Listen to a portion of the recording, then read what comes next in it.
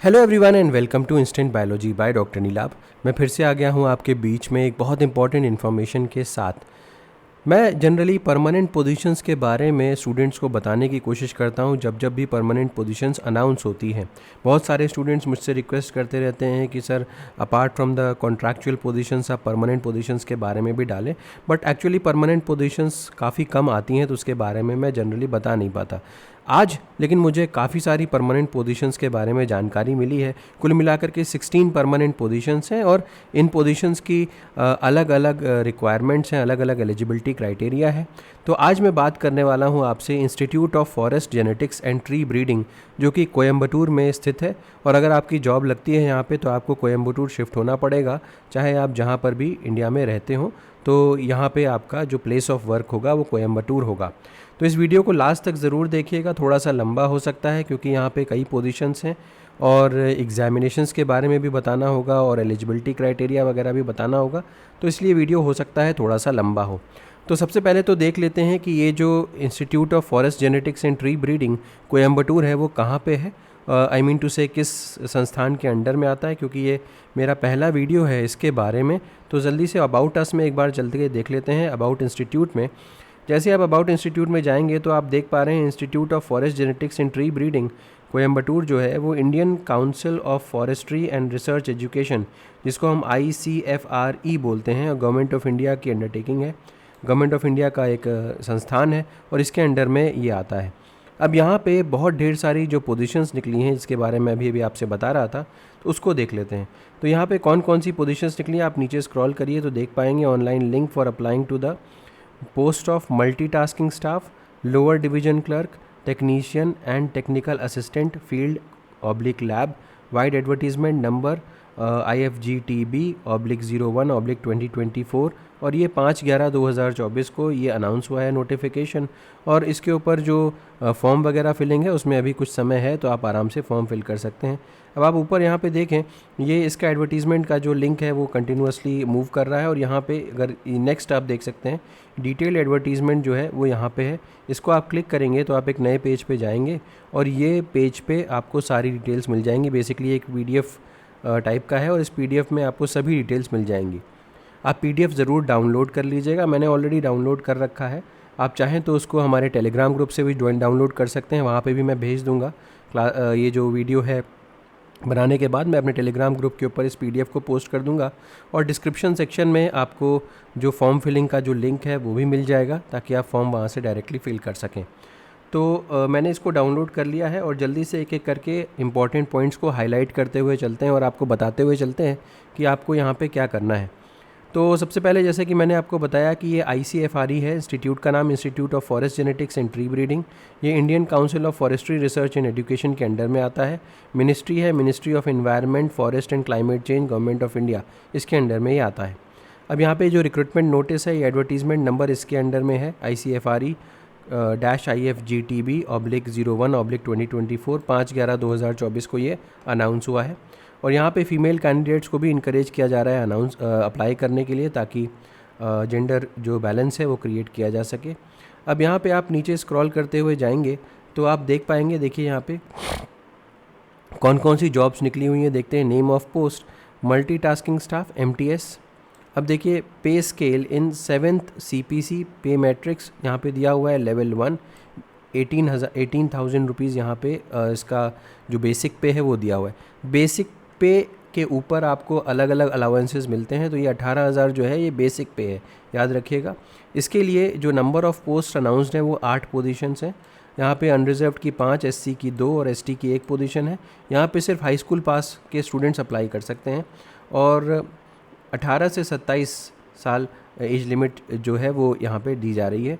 इसके ऊपर आता है lower division clerk LDC, level 2 है यहाँ पे, और बेसिक पे 19,900 की लगेगी। यहाँ पे नंबर ऑफ़ पोस्ट 1 है, और ये पोजीशन अनरिजर्व कैटेगरी की है। यहाँ पे 12th पास आपको होना चाहिए, और एज लिमिट जो है वो 18 साल से 27 साल तक है। टेक्नीशियन की अगर हम बात करते हैं तो लेवल 3 यहाँ फॉलो हो रहा है। बेस पे 21,700 है, और नंबर ऑफ़ पोस्ट यहाँ पे 3 है। अनरिजर्व्ड की 1 है, EWS की 2 पोजीशंस हैं, और यहाँ पर भी आपका 12th पास होना चाहिए। साइंस सब्जेक्ट में 60% मार्क्स होने चाहिए आपके। 18 से 30 साल एज लिमिट है। इसके बाद देखिए टेक्निकल असिस्टेंट यानी कि टीए जिसको बोलते हैं, पे लेवल 5 यहाँ पे लगेगी और बेस पे 29,200 रुपये लगेगी और 4 सीट्स हैं यहाँ पे, अनरिजर्व की 1, ईडब्ल्यूएस की 2 और एससी की 1। अब यहाँ पे देखिए ये बैचलर्स डिग्री इन साइंस मांग रहे हैं in the relevant field, specialisation from recognised university. अब बैचलर्स डिग्री मांग रहे हैं और यहाँ पे अभी मैं आपको आगे दिखा भी दूंगा कि बैचलर्स डिग्री में क्या क्या चीज़ें मान्य हैं। बायोटेक्नोलॉजी के स्टूडेंट्स, एग्रीकल्चर के स्टूडेंट्स, ये सारे लोग यहाँ पे अप्लाई कर सकते हैं। जूलॉजी, बॉटनी के स्टूडेंट्स भी अप्लाई कर सकते हैं। 21 साल से 30 साल यहाँ पे एज लिमिट है। अब एब्रीविएशंस तो कॉमनली जो यहाँ पे हर जगह यूज़ होती है वही चीज़ें हैं यहाँ पे। अब नीचे आप स्क्रॉल करते हुए जाइए तो एज रिलैक्सेशन वगैरह के बारे में यहाँ पे दिया हुआ है। In so far as cases of ex-servicemen are concerned, deduction of the military service rendered from the age of ex-serviceman is permissible। तो आप इसको चेकआउट कर सकते हैं। इसके अलावा फिजिकली डिसेबल्ड कैंडिडेट्स को रिलैक्सेशन 10 साल का दिया जाएगा in upper age limit, will not be termed as relax standards. There is no separate reservation of post in this recruitment for ex-servicemen and PWBD candidates who have minimum of 40% disability। तो ये हो गया आपका age relaxation. इसके अलावा जो SC ST EWS candidates को जो एज रिलैक्सेशन होता है वो गवर्नमेंट ऑफ इंडिया के नॉर्म्स के हिसाब से ही आपको दिया जाएगा। इसके अलावा अगर हम बात करते हैं तो मैं नीचे स्क्रॉल करता हूँ। यस, अब यहाँ पे देखिए एजुकेशनल क्वालिफ़िकेशंस के बारे में डिटेल दी हुई है। मल्टीटास्किंग स्टाफ जो 8 पोजीशंस थी उसके लिए 10th पास होना चाहिए और डिज़ायरेबल क्या है, 3 साल का एक्सपीरियंस। अब एक्सपीरियंस डिज़ायरेबल है, अगर नहीं भी आपके पास तब भी चलेगा, आप अप्लाई कर सकते हैं। LDC की जो पोजीशन है वहाँ पे 12th क्लास सर्टिफिकेट आपके पास होना चाहिए और यहाँ पे कुछ आपकी टाइपिंग स्पीड भी होनी चाहिए। 30 वर्ड्स पर मिनट की स्पीड से आप टाइप करना चाहिए इंग्लिश में एंड 25 वर्ड्स पर मिनट की स्पीड में हिंदी पे आप टाइप कर सकते हो। तो ये बात ध्यान रखिएगा, इसको बोलते हैं टाइपिंग स्पीड या ट्रेड टेस्ट, इसका किया जा सकता है। अब बात करते हैं टेक्नीशियन की। यहाँ पे 10+2 science with 60% marks in aggregate in the equivalent recognised board. तो 12वीं में 60% मार्क्स होने चाहिए। इसके अलावा एक्सपीरियंस यहाँ पे मान्य नहीं है, ज़रूरत नहीं है एक्सपीरियंस की। इसके अलावा लास्ट में टेक्निकल असिस्टेंट की पोजीशन जो है 4 पोस्ट अनाउंस्ड है। अब यहाँ पे देखा, जैसे कि मैंने आपको बताया था कि बैचलर्स डिग्री यहाँ पे साइंस में होनी चाहिए और स्पेशलाइजेशन होना चाहिए, चाहे आप एग्रीकल्चर से किया हो, आपने बायोटेक्नोलॉजी से किया हो, चाहे बॉटनी से हो, फॉरेस्ट्री से हो या फिर जूलॉजी से हो। इन सभी डिपार्टमेंट के स्टूडेंट्स जो हैं वो एलिजिबल हैं यहाँ पे। अब candidates must possess required essential qualification or before the closing date of receipt online application 30/11/2024।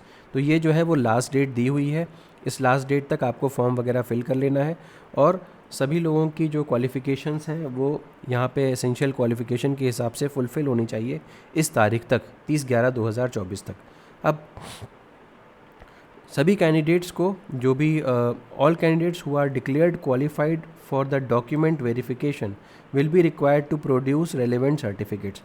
यानी कि जिन भी स्टूडेंट्स को यहाँ पे डॉक्यूमेंट वेरिफिकेशन के लिए क्वालिफाई समझा जाएगा उनको ये सारे के सारे डॉक्यूमेंट्स लेकर के जाने होंगे स्टिपुलेटेड डेट तक और इसकी जांच होगी और उसके बाद ही उनको आगे का प्रोसेस करने दिया जाएगा। इसके अलावा it is reiterated that the result of required educational qualification must have been declared by the board university by specified date. ऐसा नहीं होना चाहिए कि कट ऑफ डेट के बाद में आपका जो एलिजिबिलिटी क्राइटेरिया है वो पूरा होना चाहिए, ऐसा नहीं होना चाहिए। 30/11/2024 कट ऑफ डेट दी हुई है, उसके बाद एसेंशियल क्वालिफिकेशन पूरा होगा तो आपकी डिग्री या आपका जो एप्लीकेशन है वो मान्य नहीं माना जाएगा। Next, candidates who have studied some of the science subjects with mathematics, physics, chemistry, biology, botany, zoology, biotechnology, biochemistry, microbio, computer science in their higher senior secondary level to the post technician. Candidate should have studied, यहाँ पे देखिए लिखा हुआ है कि आपने कुछ चीज़ें ये पढ़ी हुई होनी चाहिए अगर आप टेक्नीशियन की पोस्ट के ऊपर अप्लाई कर रहे हैं, ठीक है। अब यहाँ पे देखिए इक्विवेलेंट एजुकेशनल क्वालिफिकेशन है, अगर आपके पास agriculture, biotechnology, botany, forestry, zoology और अप्लाई करना चाहते हैं टेक्निकल असिस्टेंट की पोजीशन में, such candidate shall also produce relevant equivalent certificate from the authorities concerned at the time of the document verification।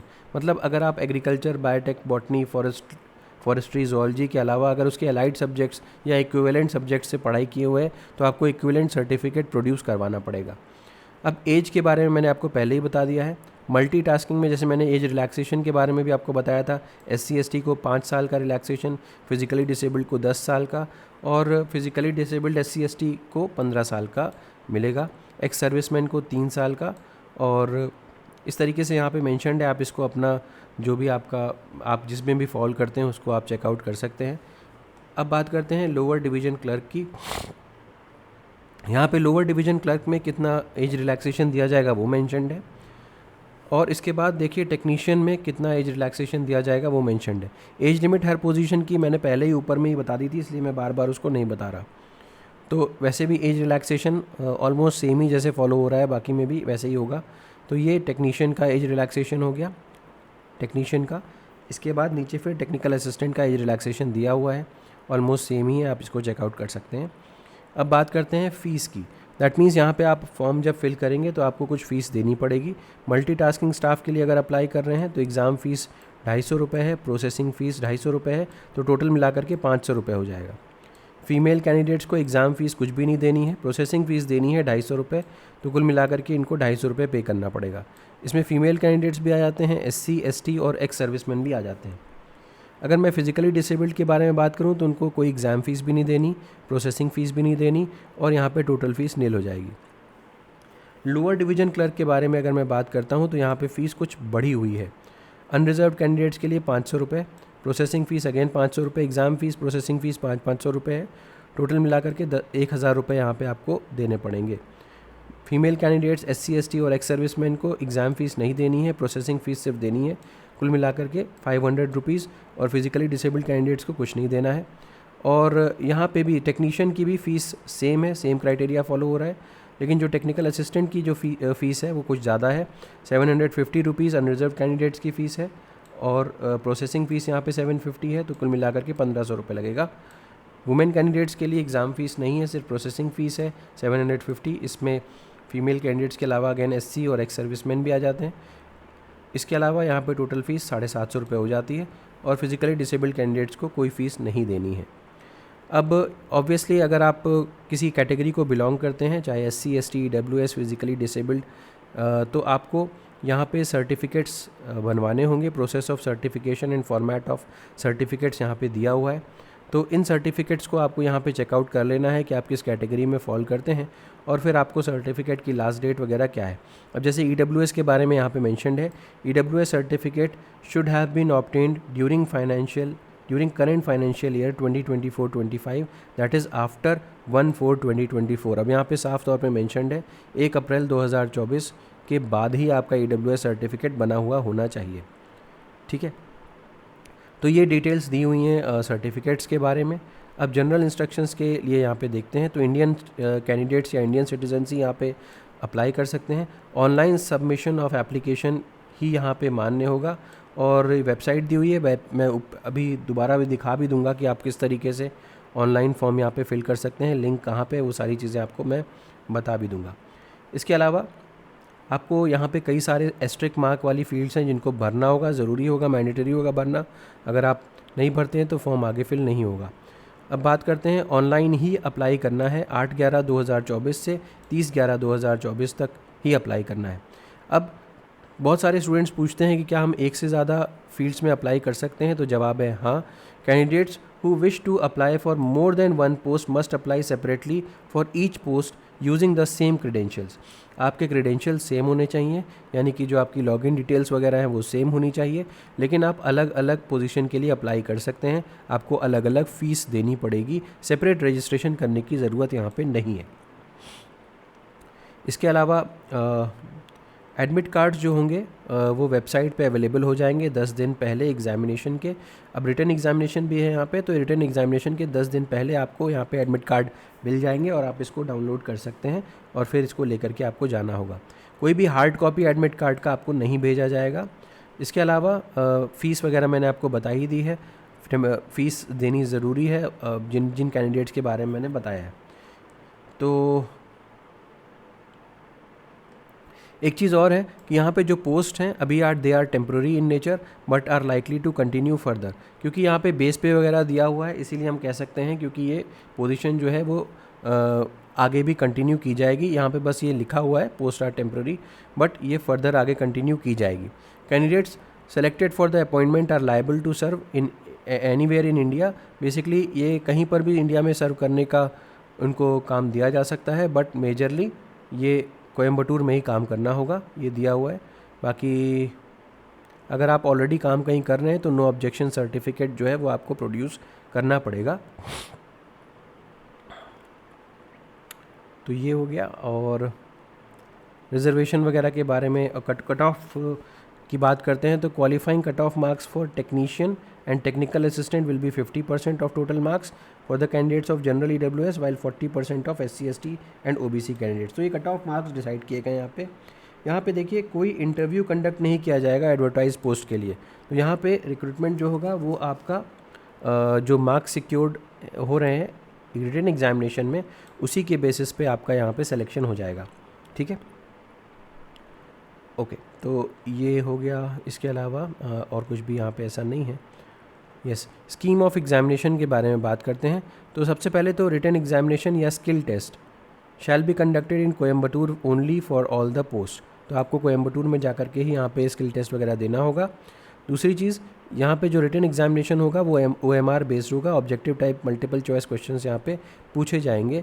Negative marks भी यहाँ पे दिए जाएंगे इनकरेक्ट आंसर्स के लिए। अब